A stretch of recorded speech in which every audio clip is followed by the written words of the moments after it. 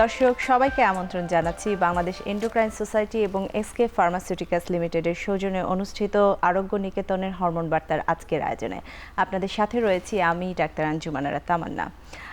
আসছে রমজান মাস বা রোজার মাস এবং আমাদের দেশে ডায়াবেটিস রোগীর সংখ্যা এত বেশি, শুধু দেশের কথা বলবো না, পুরো বিশ্বেই। এবং আমরা জানি ডায়াবেটিস একটি অসংক্রামক মহামারী হিসেবে আসলে সারা বিশ্বেই ছড়িয়ে পড়েছে।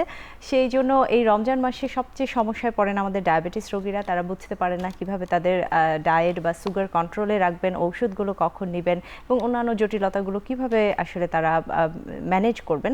এই বিষয়টি নিয়ে আজকের আয়োজনে আমরা কথা বলবো। আজকের আয়োজনের বিষয় আমরা রেখেছি ডায়াবেটিস রোগীর রোজা রাখার প্রস্তুতি, এবং সে বিষয় নিয়ে কথা বলার জন্য স্টুডিওতে আমার সাথে রয়েছেন অধ্যাপক ডাক্তার তানজিনা হোসেন। তিনি বিভাগীয় প্রধান এন্ডোক্রাইনোলজি অ্যান্ড মেটাবলিজম বিভাগ, গ্রিন লাইফ মেডিকেল কলেজ ও হাসপাতাল। ডাক্তার তানজিনা হোসেন, আপনাকে স্বাগতম আজকের আয়োজনে। জি, আরও রয়েছেন আমাদের সাথে ডাক্তার শাহজাদা সেলিম স্যার, সহযোগী অধ্যাপক এন্ডোক্রাইনোলজি বিভাগ, বিএসএমএমইউ। ডাক্তার শাহজাদা সেলিম, আপনাকেও স্বাগত। ধন্যবাদ। জি, শুরু করছি ম্যাডাম আপনাকে দিয়ে। আমি বলছিলাম যে ডায়াবেটিস এখন এমন একটি ব্যাধি হয়ে গেছে, আমি যদি বলি প্রতি ঘরেই একজন দুজন রোগী পাওয়া যাবে আসলে ডায়াবেটিসের। সেই ক্ষেত্রে এই যে আসছে রমজান মাস, আমরা যারা মুসলিম রয়েছি তাদের আসলে ডায়াবেটিস রোগীদের একটি প্রশ্ন থাকে যে রোজার মাসে আমি কি করব বা রোজা রাখার প্রস্তুতি আমার কি হতে পারে, এই বিষয়টি দিয়ে শুরু করবো আপনার কাছে। এটি খুবই গুরুত্বপূর্ণ, কারণ সারা বিশ্ব জুড়ে এবং আমাদের দেশেও শত শত হাজার হাজার লক্ষ লক্ষ ডায়াবেটিসের রোগী এই আসন্ন রমজান মাসে রোজা রাখবেন। তাহলে রমজানের প্রস্তুতি বলতে শুধু আমার শপিং করা বা বাজার করা নয়। রমজানের প্রস্তুতি হচ্ছে আমার পরিবারের যারা ডায়াবেটিসের রোগী আছেন, যিনি বয়স্ক ব্যক্তিটি আছেন, তিনি যেন সুস্থভাবে থাকতে পারেন বা রমজানটা পার করতে পারেন, সেটা নিশ্চিত করা। আমরা মনে করি ডায়াবেটিসের রোগীদের যে রমজানের প্রস্তুতি অন্তত রমজানের 1-2 মাস বা সম্ভব হলে 3 মাস আগে থেকেই শুরু করা উচিত। কারণ তার যে চিকিৎসকের কাছে ফলো আপে যাওয়া, তার পরীক্ষাগুলো করা এবং সেই অনুযায়ী তার যে চিকিৎসার যে পরিবর্তনগুলো হবে বা ডোজের যে পরিবর্তনগুলো হবে, সেগুলি তিনি যেন একটু আগে থেকেই এই প্রস্তুতিটি গ্রহণ করতে পারেন। সেজন্য অন্তত 1 মাস আগে বা 1.5 মাস 2 মাস আগে থেকেই তাকে ফলো আপের জন্য প্রস্তুত হতে হবে। তিনি রেগুলার রুটিন পরীক্ষাগুলো করবেন, করে চিকিৎসকের সঙ্গে যোগাযোগ করবেন। তিনি ইনসুলিন গ্রহণ করলে সেটার ডোজটা কীরকম হবে সেটা জেনে নেবেন। আর তিনি যদি ওষুধ গ্রহণ করেন তাহলে তার টাইম টেবিল কীভাবে পরিবর্তন হবে সেটাও জেনে নেবেন। তার খাদ্যাভ্যাস কেমন হবে সেটা সম্পর্কে আলোচনা করবেন। একেবারে আমাদের দেশে দেখা যায় কি, জাস্ট রমজানের 1-2 দিন আগে রোগীরা মনে করেন যে একটু ডাক্তার দেখিয়ে আসি, কিন্তু এই প্রস্তুতিটি আসলে অনেক আগে থেকেই শুরু করতে হবে। সেই প্রস্তুতির ডিটেলস আমরা আজকে হয়তো আলোচনা করব, কিন্তু আমি সবচেয়ে গুরুত্ব দিয়ে বলতে চাই যে রমজান শুরু হওয়ার বেশ আগে থেকে যেন রোগীরা সচেতন হয়ে পড়েন, পরিবারের সবাই যেন সচেতন হয়ে পড়েন। কারণ তার যদি কোনো আনকন্ট্রোল ডায়াবেটিস থাকে সেটাকে কন্ট্রোল করতে হবে, তার যদি কোনো কিডনির সমস্যা থাকে সেটা নিয়ে আলোচনা করতে হবে, তার যে ওষুধপত্রের সমন্বয় করতে হবে, এই জিনিসগুলো আগে থেকেই আসলে আলোচনা করতে হবে। জি, এবং আমি যদি আরও একটু সাথে অ্যাড করি, শুধু যারা ডায়াবেটিসের রোগী তাদের দেখা যায় শুধু ডায়াবেটিস থাকে না, সাথে পাশাপাশি আরও কিছু 2-1টি রোগ থাকে যেটার পুরোটা একসাথে আসলে একটা পরামর্শের প্রয়োজন হয়। পরামর্শের প্রথম পরামর্শটা হচ্ছে আসলে তিনি রোজা রাখতে পারবেন কিনা। এবার সেটা ডিপেন্ড করে তার ডায়াবেটিসের নিয়ন্ত্রণ কতটুকু আছে, তার কিডনি, হার্ট এগুলো কেমন আছে, এই অনেক কিছু মিলিয়ে হয়তো তাকে এই সিদ্ধান্তটা গ্রহণ করতে হবে যে আমি এবার রোজা করতে পারবো কিনা। সেজন্য তাকে চিকিৎসকের কাছে যেতে হবে। জি, অবশ্যই। একটু চলে যাচ্ছে ডাক্তার শাহজাদা সেলিম স্যার আপনার কাছে। এই যে ম্যাডাম বলছিলেন যে একটা প্রস্তুতি অনেক আগে থেকেই শুরু করা প্রয়োজন, আমি একটা একটা করে জানবো আপনার কাছ থেকে। যারা ডায়াবেটিস রোগীরা আছেন এই যে রমজান মাসে, তারা কি আসলে রোজা করতে পারেন? কারণ হচ্ছে ডায়াবেটিস রোগীদের খাওয়ার যে পদ্ধতিটা আপনারা বলে দেন, কিছুক্ষণ পরপর অল্প অল্প করে খাওয়ার একটা পদ্ধতি আপনাদের দেওয়া থাকে, কিন্তু রমজান মাসে দেখা যায় একটা প্রলং টাইম ফাস্টিংয়ের একটা বিষয় থাকে, তখন কোনো ঝুঁকি থাকে কিনা? একজন রোগী রোজা রাখবেন কিনা আমি তো সিদ্ধান্ত দেওয়ার কেউ না, কারণ এটি একটি ধর্মীয় কর্মকাণ্ড। তার স্পিরিচুয়াল তার আগ্রহ অনাগ্রহ তার থাকতে পারে। তাহলে আমার কাজ কি? আমার কাজ হলো রুগীটাকে ঝুঁকিগুলো বুঝিয়ে দেওয়া, ঝুঁকিগুলো সমাধানের রাস্তা বের করে দেওয়া। আমি দিলেই যে সে মেনে চলবে সেটা নাও হতে পারে, কারণটা হলো এপিডায়ার স্টাডি নামে একটা বড় স্টাডি হয়েছে, অনেকগুলো দেশে একসাথে হয়েছে। তাতে দেখা গেছে যে বাংলাদেশের যে মুসলমান ডায়াবেটিসের রুগী আছেন এদের মধ্যে রমজান মাসে রোজা রাখার আকাঙ্ক্ষা পৃথিবীর অন্য যে কোনো মানুষের চেয়ে বেশি। তাহলে আমি তো ওনার আকাঙ্ক্ষা নির্ধারণ করে দিব না, কিন্তু আমি তো চিকিৎসক হিসেবে সবসময় চাই আমার রোগী কোনোভাবেই ক্ষতিগ্রস্ত হবেন না। আমরা সেই অবস্থান থেকে কিন্তু আলোচনাগুলো করি, উদ্যোগগুলো নেই। ম্যাডাম কয়েকবার এর মধ্যেই বলে ফেলেছেন যে অনেক আগে থেকে প্রস্তুতিটি নেওয়া উচিত।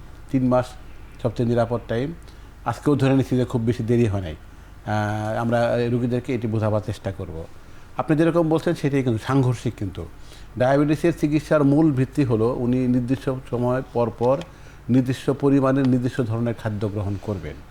আর রোজা এমন একটি ধর্মীয় অনুশাসন যে উনি শুভ সাদিক থেকে মাগরিব পর্যন্ত কিছুই খাবেন না, যেটি প্রায় 14 ঘন্টার কাছাকাছি হয়।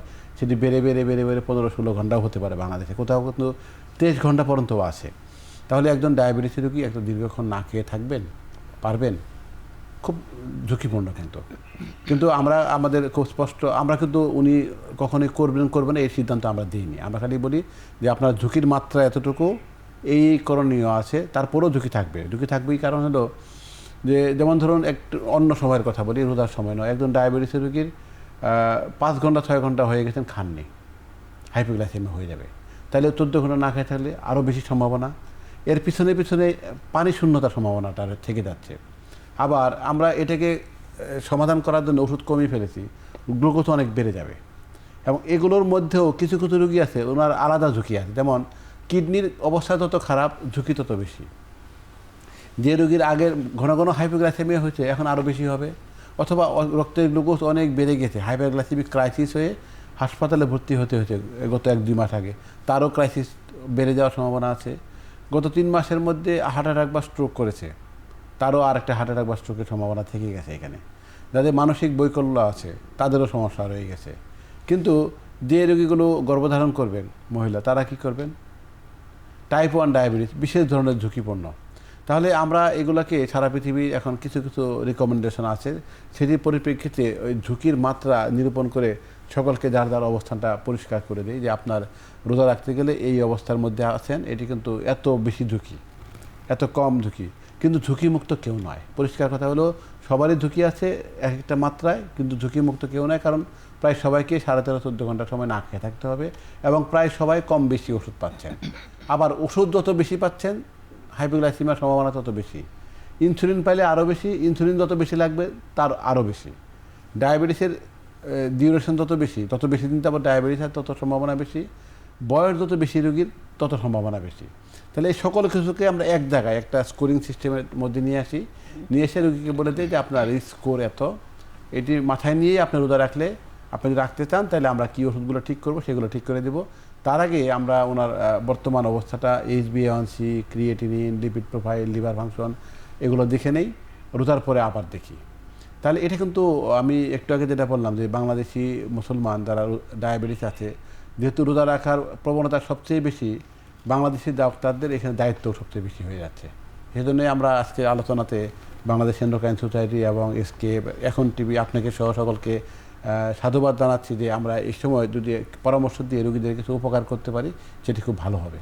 জি, এটা আসলে খুবই একটা সচেতনতার কথা বলেছেন যে স্যার, যে ঝুঁকিমুক্ত আসলে কেউই নয়, কিন্তু মাত্রা রয়েছে, এবং রোগী তার চিকিৎসকের সাথে পরামর্শ করে বুঝে নেবেন যে আমি আসলে কতটা ঝুঁকির মধ্যে রয়েছি এবং আমি এখন রোজা রাখার মতো পরিস্থিতিতে রয়েছে কিনা, বা রাখতে গেলে আমার কি বিষয়গুলো মাথায় রাখতে হবে। একটি একটি করে বিষয় নিয়ে আপনাদের কাছে যাব। আবার যাচ্ছি তানজিনা ম্যাম আপনার কাছে। এই যে খাদ্যাভ্যাসের একটা বিষয়, এটা বারবার উঠে আসছে ডায়াবেটিস রোগীদের ক্ষেত্রে। রমজান মাসে আপনারা আসলে ডায়াবেটিস রোগীকে কি পরামর্শ দেন? খাদ্যাভ্যাসে তাদেরকে কি পরিবর্তন আনার কথা বলেন? বিশেষ করে আমাদের সেহরি এবং ইফতারের একটা বিষয় রয়েছে, এবং রোগীদের খুব একটি প্রশ্ন থাকে, আমি তো সারাদিন না খেয়ে রয়েছি, আমি এখন মিষ্টি জাতীয় কোনো খাবার খেতে পারবো কিনা, একটা আকুলতা আমি যদি বলি, সব ডায়াবেটিস রোগীদের একটা আকুলতা থাকে। একটু ডায়েট নিয়ে জানবো আপনার কাছে। হ্যাঁ, এটি খুব গুরুত্বপূর্ণ, কারণ রমজান মাসে আমাদের দৈনন্দিন খাদ্যাভ্যাস কিন্তু সম্পূর্ণভাবে পরিবর্তিত হয়ে যায়। আমরা নর্মালি যা খাই না ওই সময় সেটাই খাই, এবং স্বাভাবিক সময় যা খাই সেটা ওই সময় খাই না। তাহলে এই পরিবর্তিত খাদ্যাভ্যাস অন্যদের জন্য অতটা সমস্যা করবে না, কিন্তু একজন ডায়াবেটিসের রোগীর জন্য নানা রকম সমস্যা করতে পারে। কারণ আমরা জানি ডায়াবেটিস হচ্ছে একটা ডিসিপ্লিন মেনটেন করতে হয়, একটা শৃঙ্খলাবদ্ধ জীবনযাপন করতে হয়, একই রকমভাবে খেতে হয়। আমরা বেশিরভাগ ডায়াবেটিস রোগীকে আমরা চিকিৎসকরা একটা ক্যালোরি চার্ট দিয়ে থাকি যে আপনি এত ক্যালোরি খাবেন, তার ওজন, কাজের পরিমাণ ইত্যাদি দেখে আমরা হয়তো কাউকে 1600 ক্যালোরি, কাউকে 1200 ক্যালোরি দিয়ে থাকি। রমজান মাসেও কিন্তু ওই ক্যালোরিটাই থাকবে, এবং সেখানে যে শর্করা আমিষ, ফ্যাট এবং ভিটামিন, খনিজ মিশ্রণ থাকে, সেই মিশ্রণই থাকবে। আমরা এটা খেয়াল করতে হবে যে তার যে অন্যান্য সময়ে তিনি যে ক্যালোরি গ্রহণ করে থাকেন এবং যে ধরনের খাদ্য গ্রহণ করে থাকেন সেটা যেন একই রকম থাকে রমজান মাসে। কিন্তু দেখা যায় যে আমরা রমজান মাসে অনেক সময় তৈলাক্ত খাবার বেশি খাই, শর্করা হয়তো কম পড়ে যায়, টাইম টেবিলটা চেঞ্জ হয়ে যায়, অনেক বেশি প্রোটিন যেমন ডাল জাতীয় জিনিস অনেক বেশি খাওয়া পড়ে। তাহলে এই চেঞ্জগুলো কিভাবে আসবে সেজন্য আলাদা করে একটা আমরা ক্যালোরি চার্ট ওনাকে দিতে পারি, রোগীকে দিতে পারি, যে আপনি আগে যে ক্যালোরি খেতেন এটা একইভাবে কিভাবে ডিস্ট্রিবিউট করবেন ইফতার থেকে সেহরি পর্যন্ত। মিষ্টি জিনিসের কথা বললেন, আসলে ডায়াবেটিস রোগীদের ডিরেক্ট চিনি বা সাদা চিনি বা মিষ্টি এটি সবসময়ই খাওয়া নিষেধ, সেটা রমজান মাসেও বলবৎ থাকবে। কিন্তু ফলের মধ্যে যে চিনি থাকে যেমন খেজুর বা অন্যান্য যেসব ফ্রুটসের মধ্যে যে চিনিটা থাকে সেটি আসলে জটিল শর্করা হিসেবে থাকে এবং সেটার সাথে ফাইবার মিশ্রিত থাকে, সেটার মাধ্যমে তিনি চিনিটা গ্রহণ করতে পারেন। এবং ইফতার এবং সেহরি এবং মাঝখানে যে খাবার রাতে, এই খাবারের যে পরিমাণটা সেটা পরিমিত হতে হবে, একবারে অনেক বেশি খেয়ে ফেলা এটা উচিত নয়। সেহরিটা অবশ্যই খেতে হবে ডায়াবেটিসের রোগীদের। সেহরি না খেলে যেটা হয় যে তার না খেয়ে থাকার সময়টুকু অনেক বেশি লম্বা হয়ে যাবে। সেই জন্য সেহরিতে আমরা একটা ফুল মিল মানে শর্করা, প্রোটিন সব কিছু সহ একটা বড় মিল খেতে বলি ডায়াবেটিসের রোগীদের। তো এসব ক্ষেত্রে অনেক সময় পুষ্টিবিদের সাহায্যও নিতে হয়, অনেক সময় আমরা নিজেরাও তাকে এটা বুঝিয়ে দিয়ে ডিস্ট্রিবিউট করে দিতে পারি। জি, এর পাশাপাশি আপনার কাছে একটু জানতে চাইবো, যারা আসলে ঔষধ খান ডায়াবেটিসের জন্য, কিছু আছে খাবারের আগের ঔষধ বা কিছু আছে ইনসুলিনের কথাও যদি বলি, আমরা জানি যে খাবার খাওয়ার 20 থেকে 30 মিনিট আগে ইনসুলিনটা নেওয়া হয়। সেক্ষেত্রে ইফতারির সময় একটু রোগীরা দ্বিধায় পড়ে যান যে আমি রোজা ভাঙবো, ওষুধ খেয়ে আমাকে আবার কি অপেক্ষা করতে হবে বা কতক্ষণ আগে আমি ইনসুলিনটা নিব, একটু ঔষধের বিষয় নিয়ে যদি। হ্যাঁ, অনেকগুলো ওষুধই আছে যেটা খাবার আগে খেতে হয়, অনেক সময় বলা হয় খাবার আধা ঘন্টা আগে, 15-20 মিনিট আগে খেতে হয়। এটা কিন্তু একটা সমস্যা হয়ে দাঁড়ায়। তো আমরা সাধারণত রোগীদেরকে বলি যখন মাগরিবের আজান দেবে তখন আপনি আগে ওষুধটা খেয়ে নেবেন, হালকা কিছু খেয়ে তারপর আপনি নামাজ পড়তে চলে যাবেন। নামাজ পড়ে এসে যে মাঝখানে যে সময়টা গ্যাপ পড়লো তারপরে আপনি মূল ইফতারটি গ্রহণ করেন। ইনসুলিনের ক্ষেত্রে বিশ্বজুড়ে আমাদের কিছু গাইডলাইন আছে যেগুলোতে মুসলিম দেশগুলোই এই গাইডলাইন তৈরি করেছে। তারা বলছে যে ইনসুলিন কিন্তু তিনি মানে ইফতার হওয়ার আগেই নিতে পারেন, তিনি চাইলে আজানের আগেই ইনসুলিন গ্রহণ করে নিতে পারেন, তারপর আজান যখন দেবে তখন তিনি ইফতারটি নিতে পারেন। নতুন ধরনের যেসব মডার্ন ইনসুলিন আছে সেগুলোর ক্ষেত্রে সবসময় গ্যাপটা মেনটেন করার প্রয়োজন পড়ে না। খাবার 5 মিনিট আগে বা 10 মিনিট আগেও ইনসুলিন দেওয়ার সিস্টেম রয়েছে, যেগুলো নতুন জেনারেশনের যে ইনসুলিনগুলো রয়েছে।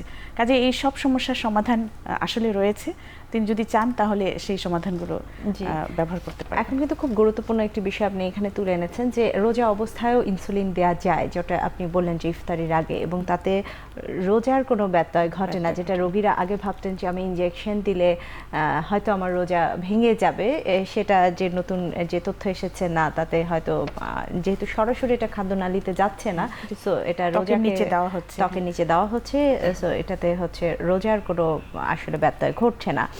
যেহেতু ডায়েট এবং মেডিসিনের কথা আমরা শুনলাম, একটু স্যারের কাছ থেকে জানবো, যারা আসলে ডায়াবেটিসের জন্য স্যার আপনারাই পরামর্শ দেন হাঁটার কথা, শারীরিক পরিশ্রমের কথা বা ব্যায়ামের কথা অনেক সময় বলেন যে একটা রুটিন দিয়ে আপনি এতক্ষণ হাঁটবেন, রোজা রেখে আসলে কি এটা করার প্রয়োজন আছে কিনা, বা করলেও কোন সময় আসলে রোগীরা করবেন? এটি খুবই গুরুত্বপূর্ণ। রোগীরা কিন্তু অনেক দ্বিধায় থাকেন কি করবেন। আমি যেহেতু সারা দেশের অনেক মানুষই শুনছেন, তারা অনেকে রোজা রাখবেন, ডায়াবেটিস নিয়েও অনেকে, ডায়াবেটিস ছাড়াও সকলকেই বোঝার জন্য অনুরোধ করছি যে রোজার সময়ে শারীরিক শ্রমের কয়েকটা বড় পরিবর্তন হবে। রোজার সময়ে যে ম্যাডাম খাদ্যের কথা বললেন, সকল খাবারই তো রাতের বেলা, আর অফিস তো আগের মতোই চলছে, হয়তো টাইম একটু আধা ঘন্টা 1 ঘন্টা এদিক ওদিক হচ্ছে। স্কুল, কলেজ, বিশ্ববিদ্যালয় সবই আগের মতোই চলছে। তাহলে কি করবেন? উনি সারাদিন খাবেন না আর সারা রাত খাবেন, কাজ করবেন সারাদিন, তাহলে শারীরিক পরিশ্রম কি হবে? আর সেই মাথার উপরে কিন্তু হাইপোগ্লাইসেমিয়ার ঝুঁকিটা রয়েই গেছে। সেটিকে আমরা কিভাবে সমন্বয় করব? এখানে যেটি করতে হবে, মূল মেসেজ হলো, যাদের শারীরিক শ্রম নির্ভর পেশা নয়, তারা শারীরিক শ্রমের যেটুকু প্রয়োজন সকালের দিকেই সম্পন্ন করবেন, দুপুরে বা তারপরে আর এই কাজে যাবেন না, নাম্বার 1। নাম্বার 2, সকল ডায়াবেটিসের রোগীকে শারীরিক পরিশ্রম করতে বলা হয়। শারীরিক সক্ষমতা না থাকলেও ওই সক্ষমতা যেরকম তার সাথে তাল মিলিয়ে আমরা শারীরিক পরিশ্রম ঠিক করে দিই। কিন্তু ধরে দিলাম যে উনি আমাদের বাকি 10 জনের মতোই উনি হাঁটতে পারেন, দৌড়াতে পারেন, তাহলে তাকে বলা হয়েছে যে আপনি 30 মিনিট করে হাঁটবেন। তাহলে এটি রমজান মাসে কখন হাঁটবেন? তাহলে সকালবেলা করতে বলা হলো যে যেটুকু করবেন সকালবেলা করবেন, বিকালে নয়।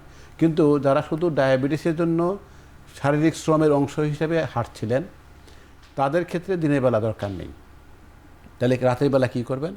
আমরা একটা বিকল্প বলি, যদিও খুব ভালো বিকল্প তা নয়, যে সাধারণভাবে যে নিয়মে তারাবি নামাজ পড়ার কথা যেটুকু, সেটুকু যদি কেউ 20 রাকাত পড়ে, তাহলে তার যদি ওজন বেশি না থাকে, মানে ওজন কমাবার প্রয়োজনীয়তা না থাকে, শুধু শারীরিক পরিশ্রমের দরকার থাকে, এই তারাবিটুকু একটা বিকল্প হিসেবে নেওয়া যেতে পারে, যদিও আসলে খুব ভালো বিকল্প হবে না।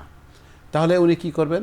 যদি ওজন কমাবার তাগিদ থাকে, প্রয়োজন থাকে, তাহলে উনি রাতের খাবারের পরে অথবা তারাবির পরে হাঁটবেন। এখন কতটুকু হাঁটবেন নির্ভর করবে ওনার আগের কাঠামোটা কেমন ছিল। যেমন ধরুন ওনার ওজন আছে এখন 100 কেজি, টার্গেট ওজন 65 কেজি। তাহলে এই 35 কেজি ওজন কমাবার জন্য ওনাকে 40 মিনিট, প্রায় 4 কিলোমিটার বা 4.5 কিলো হাঁটতে হতো। তাহলে ওনাকে অবশ্যই হাঁটতে হবে। এখন প্রায় 40 মিনিট না হলেও আধা ঘন্টা। যদি ওনার 15 কেজি বা 16 কেজি 17 কেজি ওজন কমাবার প্রয়োজনীয়তা থাকতো, তাহলে সেটিও উনিও হাঁটবেন। সেটি হয়তো আগের চেয়ে 5-10 মিনিট কম, এরকম করবেন। আরেকটি কথা হলো, দেখুন ম্যাডাম কিন্তু বলেছে, এটা কিন্তু খুব গুরুত্বপূর্ণ, যে যে খাবারটি আগে খেতেন একই রকম ক্যালোরি এখন খাবেন।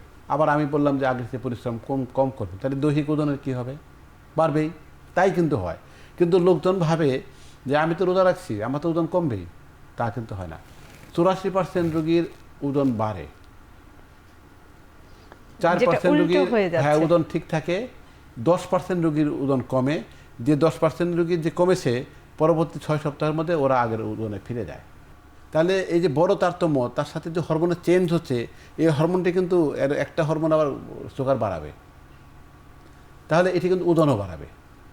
তাহলে এই যে পরিবর্তন হচ্ছে, অনেকেরই দেখা গেলো যে রোজার সময় সেহরি খাওয়ার কারণে ওই রোজার মাস আর ঘুমের তার ঠিক নেই আগের মতো, মানে আগে ভালোই ঘুমোতো, এখন আর ভালো ঘুম হচ্ছে না।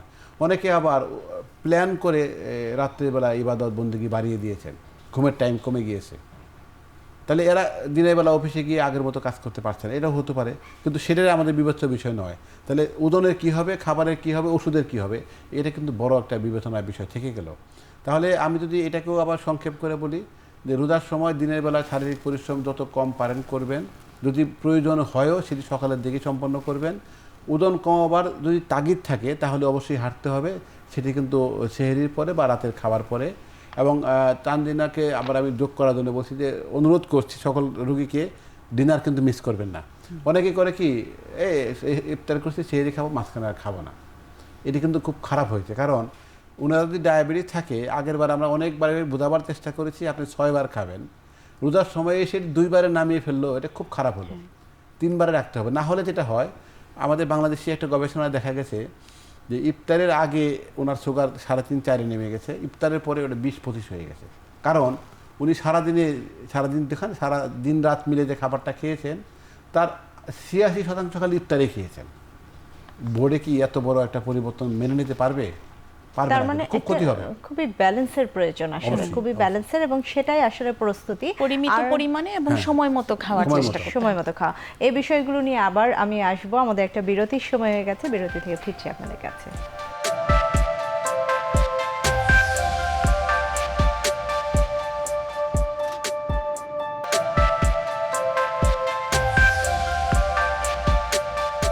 বিরতির পর আমরা আবারও ফিরলাম আপনাদের কাছে। শুনছিলাম আসলে রমজান মাসে ডায়াবেটিস রোগীদের কী ধরনের প্রস্তুতি রোজার আগে প্রয়োজন। একটু ডাক্তার তানজিনা হোসেন আপনার কাছে জানতে চাইবো, বিরতির আগে স্যার বলছিলেন যে ডায়েটের একটা বিষয় এবং সুগার অনেক সময় অনেক বেড়ে যাচ্ছে খাওয়ার পরে, আবার হয়তো রোজা রাখা অবস্থায় রোগীর কমে যাচ্ছে, হাইপোগ্লাইসেমিয়া ডেভেলপ করতে পারে। সেই ক্ষেত্রে ডায়াবেটিস মাপার কিন্তু একটা রুটিন রয়েছে, আপনারা বা চিকিৎসকরা রোগীদের বলে দেন দিনে 6 বার মাপার কথা বা 4 বার মাপার কথা। সেক্ষেত্রে যখন রোজার মাস থাকবে বা রমজান মাস, রোগী আসলে কখন মাপবে তার ব্লাড সুগারটি? দিনের বেলা বা রোজা রাখা অবস্থায় মাপা যাবে কিনা, প্রশ্ন অনেকগুলো। সেই সময় মেপে রোগী আসলে যদি খুব কম পায় বা ওই ধরনের মনে হয় যে সে হাইপোগ্লাইসেমিয়ার দিকে চলে যাচ্ছে, তখন কি করবে সেই রোগীটি? এটি খুবই গুরুত্বপূর্ণ, কারণ এই জিনিসটি নিয়েই আমাদের সবচেয়ে বেশি অবহেলা থাকে, যে আমরা রোজা রাখছি কিন্তু নিজে কেমন আছি সেটা খেয়াল করছি না। তাহলে আমরা শুধু আমরা নই, আসলে পৃথিবীতে যত ইসলামিক স্কলাররা আছেন তারাও বলেছেন যে গ্লুকোমিটার যে যন্ত্রটা দিয়ে আমরা ডায়াবেটিস মাপি বাসায়, যেটা থেকে স্কিন থেকে এক ফোঁটা রক্ত নিয়ে রক্তের গ্লুকোজ দেখা হয়, সেটি ব্যবহার করে রোজা ভাঙে না। এটা আসলে ইসলামিক স্কলাররাই বলেছেন, এটা আমরা বলি নাই। সে কারণে আমরা মনে করি যে ডায়াবেটিস রোগী রোজা রেখেও নিয়মিত নিজের ডায়াবেটিস, নিজের শর্করা নিজেই পরীক্ষা করবেন। রমজানের শুরুর দিকে একটু ঘন ঘন করাই উচিত, কারণ ওই সময় পরিবর্তনটা সবচেয়ে বেশি আকস্মিক, হঠাৎ করে এই পরিবর্তনটা হয়। যদি আইডিয়ালি বলতে হয় তাহলে তার ইফতারের আগে, ইফতারের পর, সেহরির আগে, সেহরির পর এবং দিনের মধ্যভাগে একটি ডায়াবেটিস পরীক্ষা করা উচিত। কিন্তু অনেকেই হয়তো রমজান মাসে এতবার যদি নাও করেন, তবু অন্তত আমরা যেটা সম্পূর্ণ খালি পেটে ইফতারের আগে বিকেল 5টার দিকে বা বিকেল 4টার দিকে অবশ্যই একটা করতে বলবো, এবং ইফতার খাওয়ার 2 ঘন্টা পরে আবার একটি করতে বলবো। এটাতে আমাদের দুটা সুবিধা, একটা হচ্ছে আমার হাইপোগ্লাইসেমিয়া হওয়ার প্রবণতা সবচেয়ে বেশি বিকেলের দিকে, কারণ যখন কিনা আমি প্রায় 12-14 ঘন্টা না খেয়ে থেকেছি, বিকেলের দিকে গিয়ে সবচেয়ে বেশি হাইপোগ্লাইসেমিয়া হয়। যদি বিকেলের দিকে দেখা যায় তার 4, 3, 5 এরকম হয়ে যাচ্ছে, তার মানে হচ্ছে তাকে ওষুধ আরও কমাতে হবে, সেহরির ওষুধ স্পেশালি আরও কমাতে হবে। আর যদি দেখা যায় যে ইফতারের পরে 2 ঘন্টা পরে অনেক বেড়ে গেছে, তার মানে আসলে তার খাওয়াটা ঠিক হচ্ছে না, হয়তো তিনি জিলিপি টিলিপি এইসব অনেক কিছু খেয়ে ফেলছেন, তার খাবারটা নিয়ন্ত্রণ করতে হবে। আর ইফতারের ডোজটা হয়তো আরেকটু বাড়াতে হতে পারে। এই যে অ্যাডজাস্টমেন্টটা, এটা আসলে রোজার প্রথম সপ্তাহেই করে ফেললে ভালো, তাহলে বাকি দিনগুলো সেফ থাকা যায়। আরেকটা গুরুত্বপূর্ণ বিষয় হচ্ছে, যদি দিনের কোনো সময়ে রক্তের শর্করা 4-এ নেমে আসে অথবা 16-র উপরে চলে যায়, তাহলে আমরা তাকে পরামর্শ দিব তিনি যেন সেই দিনকার রোজাটি আর না রাখেন।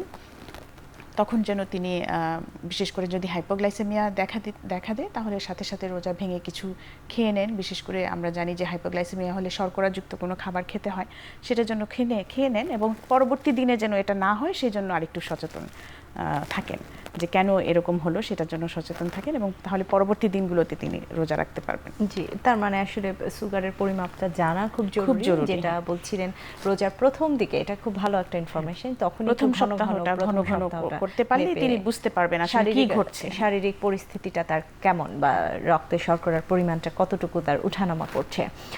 স্যার, যেহেতু এই মাপার বিষয়টা আসলো, একটু জানতে চাই, যারা অন্তঃসত্ত্বা বা গর্ভবতী নারী রয়েছেন তাদেরও ডায়াবেটিস হয়, আমরা জানি যে গর্ভকালীন ডায়াবেটিস, সেই সময়ে রোজায় আসলে কি করবে সেই নারী বা সেই মা, তার কি রোজা রাখা তার পক্ষে সম্ভব কিনা, বা সে রাখলে কোন কোন বিষয়গুলো মাথায় রাখবে?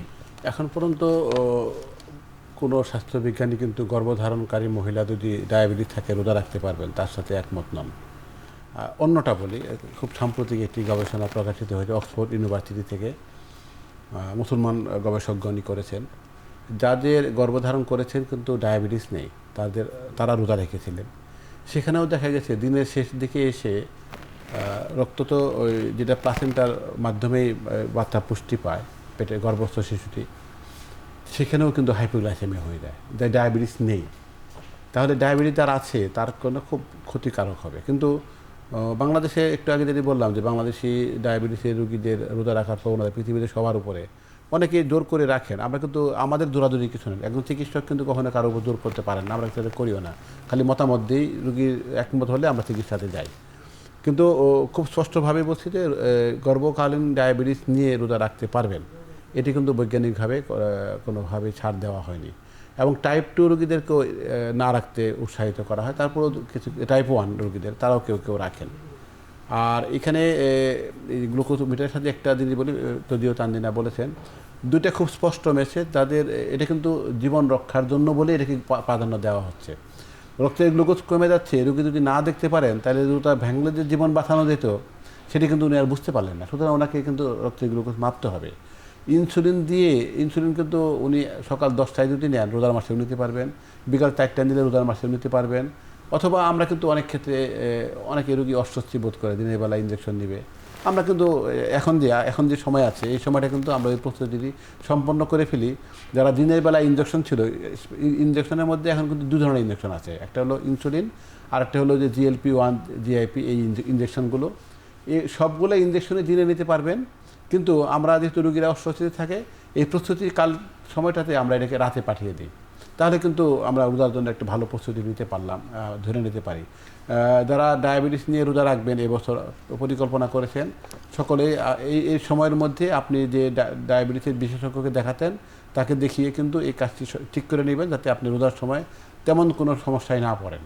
জি, তার মানে আসলে ডোজ অ্যাডজাস্টের যে বিষয়টি স্যার সময়সূচির যে সময়সূচির সেটাও যে একটা বিষয়টা যেটা আমরা দিনের বেলা নিচ্ছিলাম সেটাকে হয়তো রাতে সন্ধ্যাবেলা পাঠিয়ে আমরা দেওয়ার নিয়ে আসি কোনো বা রাতে নিয়ে আসি। উপায় রয়েছে কিনা এবং সেভাবে রোগীকে অভ্যস্ত করা রোজা রাখার আগেই রমজান মাস আসার আগেই রোগী অভ্যস্ত হয়ে গেলে হয়তো রোগীর জন্য খুব ভালো হবে। স্যার আরও কিছু বিষয় জানার ছিল, যারা আসলে গ্লুকোজ কমে যাবে যাদের ক্ষেত্রে মানে হাইপোগ্লাইসেমিয়া যাদের ক্ষেত্রে ডেভেলপ করবে, যেদিন হলো সে তো সেদিন রোজা ভেঙেই ফেললো, এরপরে কি সে ব্রেক দিবে নাকি রোজা আবার পরেও কন্টিনিউ করতে পারবে? এটা খুব ভালো প্রশ্ন করেছেন। দেখা গেছে যে যাদের একবারে ম্যাডাম যেটা একটু বলে 4-এর নিচে 3.9 বা তার চেয়ে কম যদি গ্লুকোজ কমে যায় এটা কিন্তু বায়োকেমিক্যাল হাইপোগ্লাইসেমিয়া, কিন্তু অনেকেরই কিন্তু আগেই লক্ষণ দেখা দেয়। কিন্তু একবার যদি এটি হয় দুর্বলতা কিন্তু কারো কারো 5-7 দিন পর্যন্ত থাকতে পারে। তাহলে যে রোগীদেরকে অন্য কোনো সমস্যা নাই হঠাৎ করে এরকম হয়েছে, ওই দিন হওয়ার কারণ যদি এরকম হয় যে কিছু অস্বাভাবিক কাজ করতে হয়েছে, যে দৌড়াদৌড়ি ছোটাছুটি যেটা অন্য দিনে উনি করেন না, তাহলে আমরা আশা করতে পারি যে পরের দিন হয়তো তিনি এই দৌড়াদৌড়ি ছোটাছুটি না থাকে তাহলে হয়তো সমস্যা হবে না। কিন্তু যদি এরকম কোনো কারণ ছাড়াই হয়ে থাকে তাহলে কিন্তু পরের দিন রাখলে আবারও হবে। আরেকটা বড় আমরা 2 দিনই বলি নাই, সেটা হলো হাইপোগ্লাইসেমিয়া আনঅ্যাওয়ারনেস থাকে এক ধরনের রোগীর।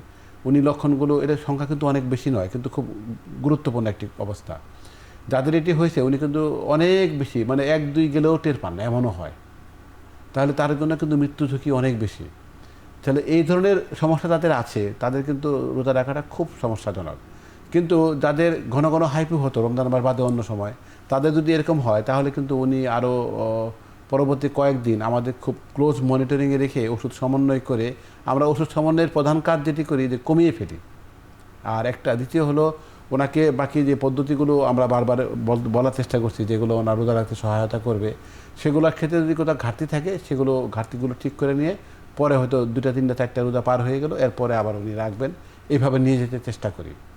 কিন্তু আমাদের দুজনেরই নয়, বাংলাদেশের সকল ডায়াবেটিসের ডাক্তারের অভিজ্ঞতা হলো রুগীরা সহসা ডাক্তারের কাছে আসে না ঝামেলা হওয়ার আগে, ঝামেলা হওয়ার পরেই আসেন, তখন আমরা কোনোভাবে এটি পার করার একটা রাস্তা খুঁজে বের করি।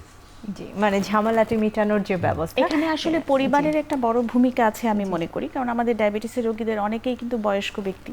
তাহলে দিনের বেলা তাদের কোনো হাইপোগ্লাইসেমিয়ার উপসর্গ হচ্ছে কিনা, উপসর্গগুলো জেনে রাখা উচিত পরিবারের সবারই, যে কারো হচ্ছে বুক ধরফর করছে, হাত কাঁপছে, শরীর ঘামছে, বা তিনি অসংলগ্ন আচরণ করছেন, মাথা ব্যথা করছে, চোখে ঝাপসা দেখছেন, এই জিনিসগুলো হলে সাথে সাথে তাকে হাইপোগ্লাইসেমিয়া যে ট্রিটমেন্ট, যে চিনি জাতীয় খাবার খাইয়ে দিতে হবে।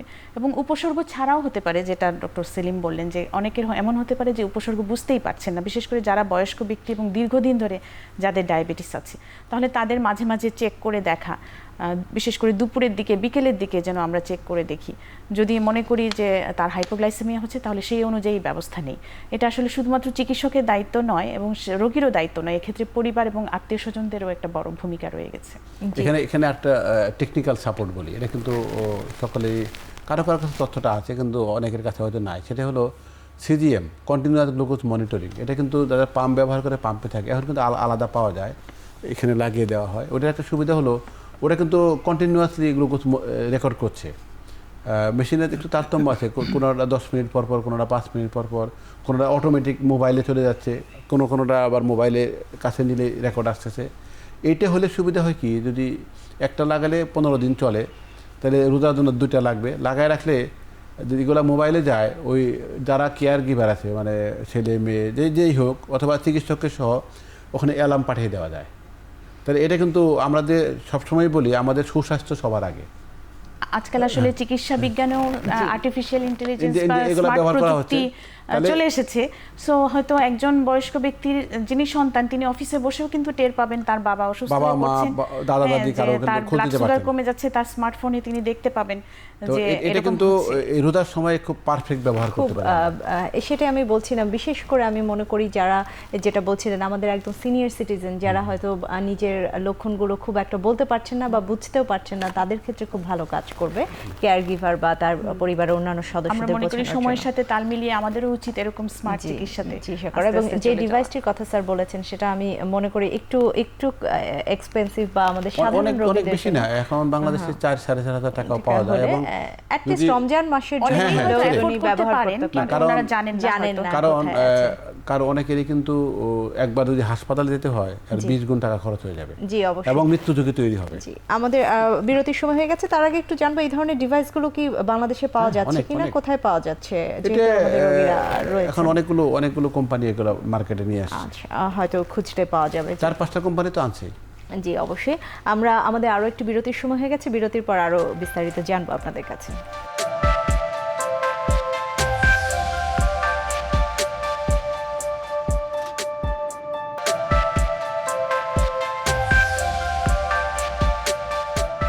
বিরতির পর আবারও আমরা চলে আসলাম আমাদের অতিথিদের কাছে।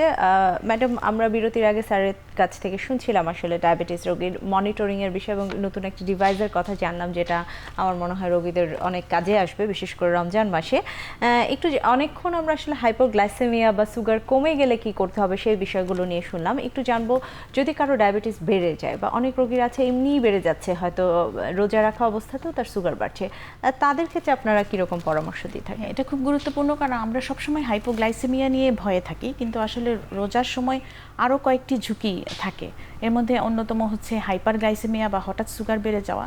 আরেকটা ঝুঁকি হচ্ছে ডিহাইড্রেশন বা পানি শূন্যতা দেখা দেওয়া, যেটা ডায়াবেটিস রোগীদের বেশি হয়, যদি কিডনির সমস্যা থাকে আরও বেশি হবে। আর একটা হচ্ছে কিটো অ্যাসিডোসিস বা শরীরে যেটা অ্যাসিডের পরিমাণ বেড়ে যাওয়া, হঠাৎ করে ডায়াবেটিস বেড়ে গেলেই এটা বেশি হয় এবং ডিহাইড্রেশনের কারণে হয়। তাহলে ওই বিষয়গুলো সম্পর্কেও আমাদের সচেতন থাকতে হবে। তো অনেক ক্ষেত্রেই দেখা যায় রোগীরা খুবই অসংলগ্নভাবে নিজেদের ওষুধটা বন্ধ করে দেন বা ওষুধ কমিয়ে দেন, বা মনে করেন যে রোজার সময় আমার ইনসুলিন নিতেই হবে না, আমি তো সারাদিন না খেয়ে থাকবো, চিকিৎসকের সাথে পরামর্শ করেন না। তো এসব কারণে হয় কি, গ্লুকোজ হঠাৎ করে বেড়ে যেতে পারে। সবচেয়ে বেশি বাড়ে আসলে ইফতারের পর, কারণ আমরা ইফতারে অনেক বেশি পরিমাণে খেয়ে অভ্যস্ত। আমরা যে বলেছি যে পরিমিত পরিমাণে ভাগ ভাগ করে খাওয়ার কথাটা, ওটা আসলে রমজান মাসে মেনটেন করা যায় না। দেখা যায় ইফতারে অনেক উচ্চ ক্যালোরি সম্পন্ন খাবার থাকে, অনেক মিষ্টি খাবার থাকে। আমাদের ট্র্যাডিশনালি জিলাপি, তারপর হালুয়া, এসব হচ্ছে আমাদের ইফতারের খাবার। সেসব ক্ষেত্রে হঠাৎ করে গ্লুকোজ অনেক বেড়ে যেতে পারে। গ্লুকোজ বেড়ে গেলে যে সব সমস্যা হতে পারে তার মধ্যে অন্যতম হচ্ছে কিটো অ্যাসিডোসিস হওয়া, যেটা রমজান মাসে এই ঝুঁকিটা অনেক বেড়ে যায়। তখন দেখা যায় শরীরে ফ্যাট ভাঙতে থাকে এবং ফ্যাট ভেঙে যে ফ্যাটি অ্যাসিড তৈরি হয়, সেটার কারণে রক্তের যে অম্লতা বা খারত্ব এটার পরিবর্তন হয়ে যায় এবং রোগী অজ্ঞান হয়ে পড়তে পারে, এমনকি আইসিইউতে পর্যন্ত যেতে হতে পারে, মৃত্যু ঝুঁকিও আছে। তাহলে এখানে মনিটরিংয়ের কথা আবার আসে, যে আমরা আসলে গ্লুকোজ বেড়ে যাচ্ছে না কমে যাচ্ছে সেটা খেয়াল করতে হবে। এবং রমজানে রোজা রাখলাম বলেই যে ওষুধ বন্ধ করে দেবো বা ইনসুলিন বন্ধ করবো তা না, ডোজ এবং সময়সূচি পরিবর্তন হবে, সেটা চিকিৎসকের সঙ্গে পরামর্শ করতে হবে, কিন্তু নিজে নিজে যেন কেউ এই সিদ্ধান্ত না নেন আর কি। জি, তার মানে আসলে দুটি গুরুত্বপূর্ণ, কমে যাওয়াটা যেমন গুরুত্বপূর্ণ, বেড়ে গেলেও আসলে অনেক রকম ডায়াবেটিস রোগীর ক্ষেত্রে আসলে সরল শর্করা, যেটা আমি বলেছি, সাদা চিনি, সাদা ময়দা, সাদা মানে চিনিযুক্ত খাবার, পানীয়, এগুলো না খাওয়াই ভালো। এগুলো খেলে হঠাৎ করে রক্তের গ্লুকোজ অনেক বেড়ে যায়। বরং জটিল শর্করা যেগুলো আছে, যেমন হচ্ছে লাল চালের ভাত বা লাল আটা, ওটস, হ্যাঁ, এগুলো এই ধরনের খাবার, ফাইবারযুক্ত খাবার যত বেশি গ্রহণ করবেন তত তার রক্তের গ্লুকোজটা নিয়ন্ত্রণে থাকবে। জি, শাহজাদা সেলিম স্যার, আপনার কাছে একটু জানতে চাইবো, আমরা জানি যে ডায়াবেটিস রোগীর আসলে সুগারটা শরীরের সব অঙ্গ প্রত্যঙ্গের উপরই আসলে প্রভাব ফেলে। সেক্ষেত্রে আসলে কোন অর্গানগুলো বেশি ঝুঁকিতে থাকে একজন রোগীর ক্ষেত্রে? জি, দীর্ঘক্ষণ না খেয়ে থাকার সাথে সবচেয়ে বেশি এখানে দুইটা ঘটনা একই সাথে ঘটে। ম্যাডাম যেটা একটু বললেন যে পানি শূন্যতা, তো সব কিছু বিবেচনা করলে কিডনি সবচেয়ে বেশি আক্রান্ত হওয়ার সম্ভাবনা থাকে। ডায়াবেটিস রোগীর অনেকেরই কিডনির অবস্থা ভালো নয়, কিন্তু উনি যেহেতু নিয়মিত স্ক্রিনিংয়ের আওতায় ছিলেন না, জানা যায়নি, সেটি কিন্তু এই সময় এসে ধরা পড়তে পারে। আর আরেকটা জিনিস বলি, যে রোজার আগেই যদি আমরা কাজটি সম্পন্ন করে দিই, আজকে আমরা আলোচনা করছি যে রোজার প্রস্তুতি ডায়াবেটিস রোগীর, তাহলে এখানে তার মধ্যে যে পরীক্ষাগুলো আমরা করব তার মধ্যে একটা হলো HbA1c, যেটি 3 মাসের গড় বোঝাবে ডায়াবেটিস কন্ট্রোলের। আমরা সাধারণত ক্রিয়েটিনিন করি, কিছু কিছু অন্য টেস্টও করি, যেটা কিডনির অবস্থা বোঝার জন্য, লিভারের অবস্থা বোঝার চেষ্টা করি, লিপিড প্রোফাইল দেখি। আর আরেকটা হলো যেটি সবসময় অনেক সময় এই রুগীরাও হয়তো আমরা অনেক মিস করি, যেটা হলো যে হার্টের অবস্থা। কারণ যাদের আনস্টেবল এনজাইনা ছিল, আগে হার্ট অ্যাটাক হয়েছে, মানে এমআই হয়েছে, তাদের কিন্তু হাইপোগ্লাইসেমিয়া হলে আবারও হার্ট অ্যাটাক হওয়ার ঝুঁকি থাকে। আরেকটি হলো যে হার্ট অ্যাটাক এবং স্ট্রোক, ইসকেমিক স্ট্রোক কিন্তু একই ধরনের, তাদেরও একই রকম ঝুঁকি থাকে, পায়ের রক্তনালীরও সমস্যা থাকে। তাহলে এগুলোকে যদি আমরা বিবেচনা করি যে কোন কোন অঙ্গকে কতটা গুরুত্বপূর্ণ ভাববো, যারা রোজা রাখবেন ডায়াবেটিস তাদের ক্ষেত্রে, আবারও ওই কিডনির সমস্যাটাই একইভাবে আসবে। একটি উদাহরণ দেই, সৌদি আরব থেকেই একটা কেস রিপোর্ট পাবলিশ হয়েছিল যে ওখানে তো অনেক বেশি টেম্পারেচার থাকে, আমাদের দেশে কিন্তু গরমকালেও অতটা থাকে না, ওখানে যেটা থাকে।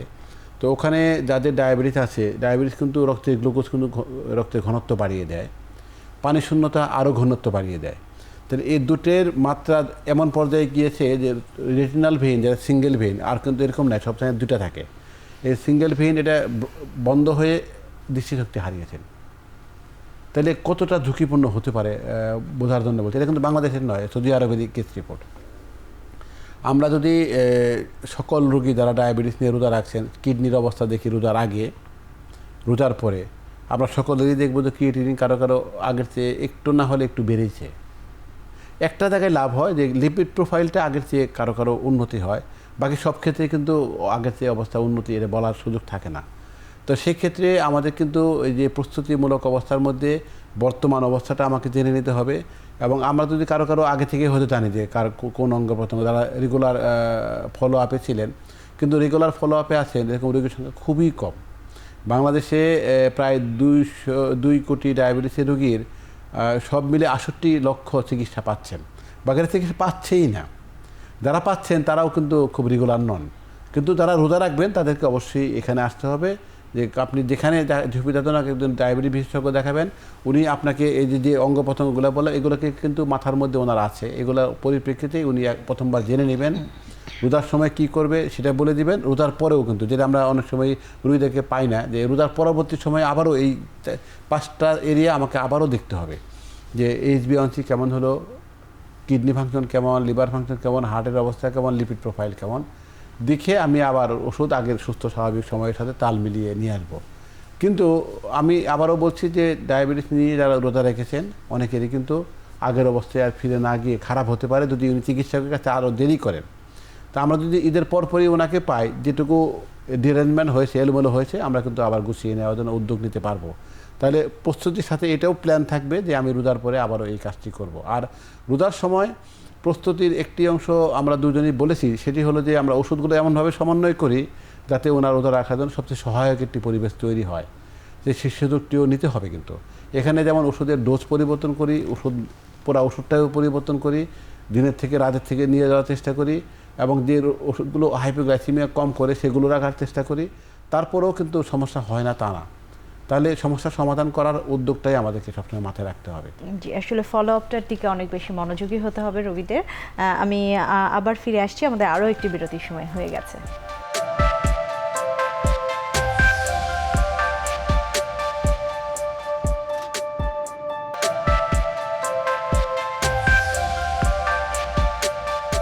বিরতির পর আবারও ফেরত আসলাম।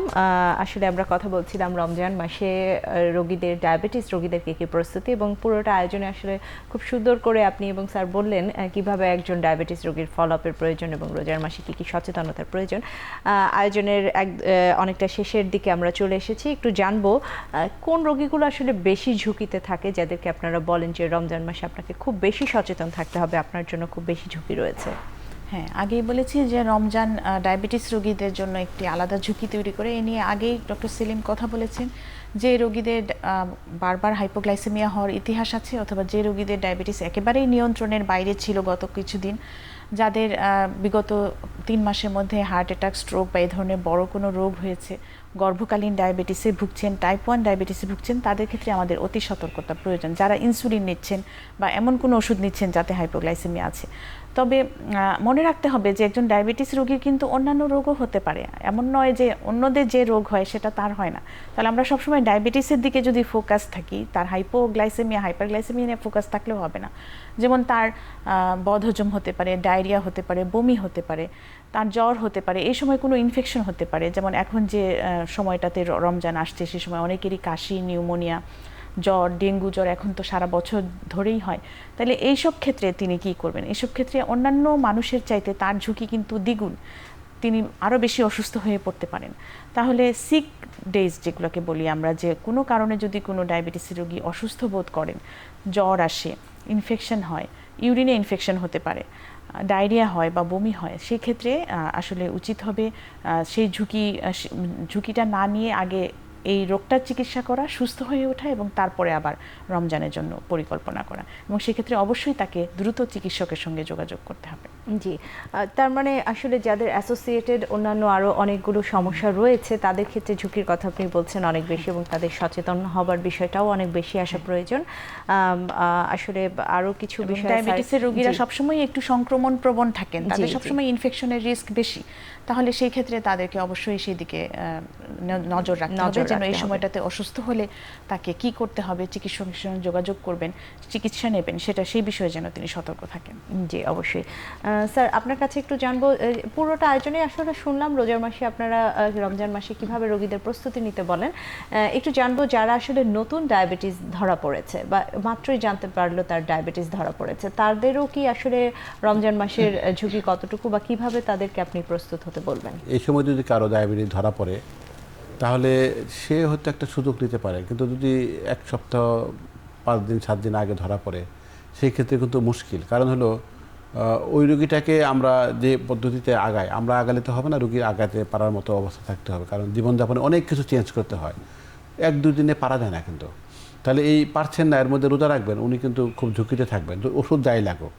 তো আমরা এই জন্য যে রুগীগুলো রোজা রাখবেন তাদের সবসময় চেষ্টা করি যে উনি গত রোজায় রোজা রেখেছিলেন কিনা। এই অভিজ্ঞতাটা আমাদেরকে খুব হেল্প করে যে উনি রেখেছেন, কোনো সমস্যা হয় নাই, উনি রেখেছেন হাইপোগ্লাইসেমিয়া হয়েছে, রেখে এতগুলো রোজা ভাঙতে হয়েছে, এগুলো কিন্তু আমরা সবসময় খেয়াল রাখি। তাহলে যত অল্প সময় পাওয়া যাবে তত ঝামেলা ঝুঁকি বেশি, যত দীর্ঘদিনের অভিজ্ঞতা আছে তত ঝুঁকি কম, আমরা এইভাবে বোঝা নেবার চেষ্টা করি। আর এই ক্ষেত্রেও কিন্তু রোগীদেরকে আমরা সবসময় তার ব্যক্তিগত স্বাধীনতা চর্চা করার জন্য উৎসাহিত করি। আমরা কখনো বাধা নই, আমরা সবসময় সহায়ক, উনি যেভাবে যেটা করবেন, কিন্তু সুস্বাস্থ্যটাকে আমরা নিশ্চিত করার সময় সবসময় তাদেরকে বোঝাবার চেষ্টা করি। অনেক সময় পারা যায়, অনেক সময় পারা যায় না। জি অবশ্যই। আমরা আসলে আজকে পুরোটা সময় ডায়াবেটিস রোগীদের প্রস্তুতি সম্পর্কে জানলাম, রমজান মাসে কিভাবে প্রস্তুতি, আয়োজনের অনেকটাই শেষের দিকে আমরা চলে এসেছি। একদমই শেষে অধ্যাপক ডাক্তার তানজিনা হোসেন, আপনার কাছে জানবো দর্শকদের উদ্দেশ্যে আপনি একদমই শেষে কি বলবেন? এখন টিভির দর্শকদের উদ্দেশ্যে আমি বলবো, আমাদের বাংলাদেশ এন্ডোক্রাইন সোসাইটি এবং এসকেএফ এর সৌজন্যে যে এই অনুষ্ঠানটি হচ্ছে, এর মাধ্যমে আমরা আপনাদের জানাতে চাই রমজান আসন্ন। রমজান একটি খুবই গুরুত্বপূর্ণ মাস হিসেবে বিবেচিত হয় আমাদের দেশে, শুধু ধর্মীয় দিক থেকেই নয়, সামাজিক দিক থেকেও এটি একটি খুব গুরুত্বপূর্ণ মাস হিসেবে আমরা ধরে নেই। এবং এই রমজানে যদি আপনারা সুস্থ থাকতে চান তাহলে এখনও সময় আছে, এখনই আপনার চিকিৎসকের সঙ্গে যোগাযোগ করুন, আপনার বর্তমান শারীরিক অবস্থা জেনে নিয়ে সেই অনুযায়ী রমজান মাসে কিভাবে চলবেন, কিভাবে খাবেন, কিভাবে ওষুধগুলো সমন্বয় করবেন সে বিষয়ে চিকিৎসকের পরামর্শ নিন। এতে আপনারই লাভ, কারণ আপনিই হচ্ছে সুস্থ থাকবেন এবং রমজানের সময়টা আপনাকে ঝামেলা মুক্ত থাকতে সহায়তা করবে। জি অবশ্যই, অনেক ধন্যবাদ ডাক্তার শাহজাদা সেলিম স্যার। আপনিও যদি কোনো বার্তা দিতে চান দর্শকদের। আমি সব স্পষ্ট কিছু কথা বলি যে সকল ডায়াবেটিসের রোগী রোজা রাখতে যদি চান ঝুঁকি নিরূপণ করতে হবে, কারণ সকলেরই কম বেশি ঝুঁকি আছে। কিন্তু আমরা যদি সঠিক পরিকল্পনা মাফিক ব্যবস্থাপনা নিতে পারি তাহলে ঝুঁকি অনেক কমিয়ে রমজান মাস সম্পন্ন করে ঈদের আনন্দ উদযাপন করা সম্ভব। বাংলাদেশ এন্ডোক্রাইন সোসাইটি এসকেএফের সৌজন্যে এবং এখন টিভির মাধ্যমে যে অনুষ্ঠান করছে সব কিছুই কিন্তু সকল অনুষ্ঠানই জনগণের সুস্বাস্থ্য নিশ্চিত করার উদ্যোগ হিসাবে আমরা নিচ্ছি। অসংখ্য ধন্যবাদ জানাচ্ছি আপনাদের দুজনকে আমাদের আয়োজনে সময় দেওয়ার জন্য। ধন্যবাদ। দর্শক, বাংলাদেশ এন্ডোক্রাইন সোসাইটি এবং এসকে ফার্মাসিউটিক্যালস লিমিটেডের সৌজন্যে আরোগ্য নিকেতনের হরমোন বার্তার আজকের আয়োজনে একদমই শেষে চলে এসেছি। আজকে আমরা আসলে ডায়াবেটিস রোগীরা কিভাবে রমজান মাসে তার প্রস্তুতি নেবেন এবং যারা রোজা রাখার সিদ্ধান্ত নিয়েছেন তাদের কি কি ফলো আপের প্রয়োজন, সচেতনতার প্রয়োজন আমাদের বিশেষজ্ঞ চিকিৎসক কিন্তু বলেছেন। পাশাপাশি যাদের পরিবারে রয়েছে এরকম ডায়াবেটিস রোগী তারাও আশা করি বুঝতে পেরেছেন কি কি করণীয় রয়েছে। সবার সুস্থতা কামনায় আজকের আয়োজন এখানেই শেষ করছি।